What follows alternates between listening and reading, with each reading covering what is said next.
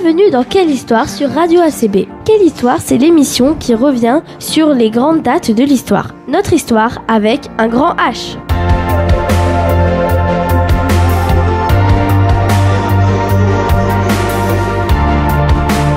Hello les petits historiens, comment allez-vous? On se retrouve pour un nouveau numéro de Quelle Histoire? L'histoire avec un grand H, une émission présentée par Emma et Prune. Aujourd'hui, nous allons vous parler d'Anne Frank, cette jeune adolescente dont le journal intime est très connu. Si vous ne la connaissez pas, nous allons vous raconter son histoire au cours de cette émission.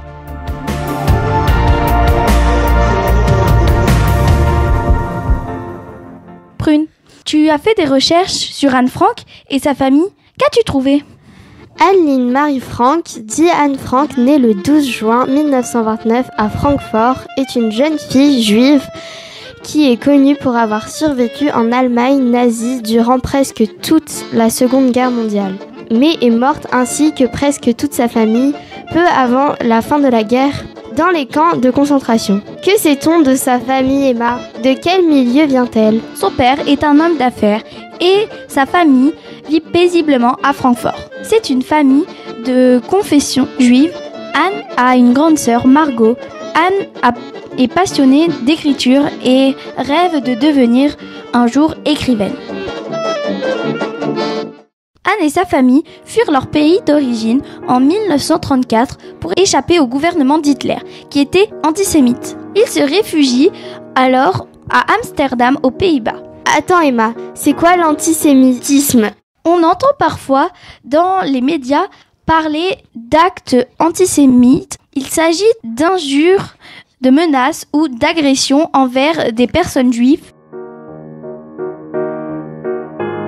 Le régime nazi, dirigé par Adolf Hitler, a poussé l'antisémitisme jusqu'à exterminer des millions de juifs pendant la Seconde Guerre mondiale. Pourquoi Anne Frank est-elle si célèbre, Prune? Anne Frank est célèbre pour son journal intime qu'elle a rédigé depuis ses 13 ans, dans lequel elle raconte, entre autres, comment sa famille et 4 amis ont vécu de 1942 à 1944. Cachée dans une annexe de bureau aux Pays-Bas, elle reçoit ce journal intime en cadeau de son père le 12 juin 1942. Mais je croyais que la famille d'Anne Frank avait fui l'Allemagne nazie, Prune. Oui, c'est bien le cas, mais les Pays-Bas ont été envahis par l'Allemagne en 1940 et les persécutions contre les Juifs s'y sont donc appliquées, comme en France d'ailleurs. Qui a caché Anne Frank et sa famille, Emma? Des ouvriers de l'usine de son père les ont cachés avec une autre famille juive et un autre homme qui était dentiste. Durant 2 ans, les Frank ont vécu cachés.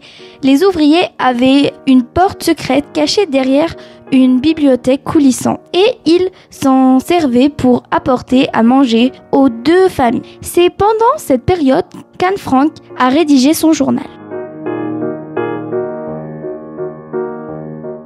Prune, qui est-ce qui a dénoncé Anne Frank? Une personne restée anonyme a révélé cette cachette au service de sécurité nazi en août 1944 et la famille a été arrêtée pour être emmenée dans le camp de concentration. Que se passe-t-il pour eux ensuite? En mars 1945, Anne Frank et sa grande sœur Margot meurent du typhus dans le camp de Bergen-Belsen. C'est quoi le typhus? Le typhus est une maladie infectieuse due aux conditions épouvantables de vie et d'hygiène dans le camp de concentration. Et que sont devenus les autres membres de sa famille? Les autres occupants de la cachette sont morts durant cette période, eux aussi. Seul Otto Frank, son père, a survécu et est mort en Suisse en 1980.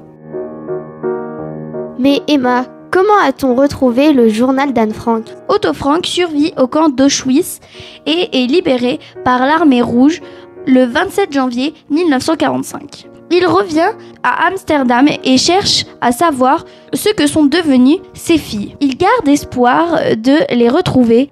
Pendant le voyage à Amsterdam, il est informé que sa femme est morte à Auschwitz et que ses filles avaient été transférées à Bergen-Belsen. Il apprend la mort d'Anne et Margot en juillet 1945. C'est seulement à ce moment qu'un ouvrier de son entreprise lui donne le journal d'Anne qu'elle avait réussi à sauver. Otto le lit et expliqua plus tard qu'il ne s'était pas rendu compte qu'Anne avait conservé une trace aussi précise et bien écrite du temps qu'ils avaient passé ensemble. Le livre, le journal d'Anne Frank, est devenu le livre le plus traduit au monde après la Bible. Ce document est non seulement précieux du point de vue historique, mais aussi très apprécié pour le talent littéraire d'Anne Frank. Qu'est-ce qu'on trouve dans ce livre? Pourquoi est-il aussi intéressant? Anne Frank y décrit la vie dans sa cachette et l'antisémitisme à l'époque. C'est un document très important pour comprendre certains événements de la Seconde Guerre mondiale. On approche de la fin de cette émission dédiée à Anne Frank. Prune, existe-t-il des films ou des documents sur la vie d'Anne Frank? Dès 1959, le cinéma s'intéresse à cette histoire et on compte des dizaines de films sur le sujet. Plus récemment, Netflix a sorti en 2019 Anne Frank, Vie parallèle, un documentaire dans lequel l'actrice oscarisée Hélène Mirren nous fait revivre l'histoire qu'Anne Frank a consignée dans son journal, avec celle de 5 survivants de la Shoah.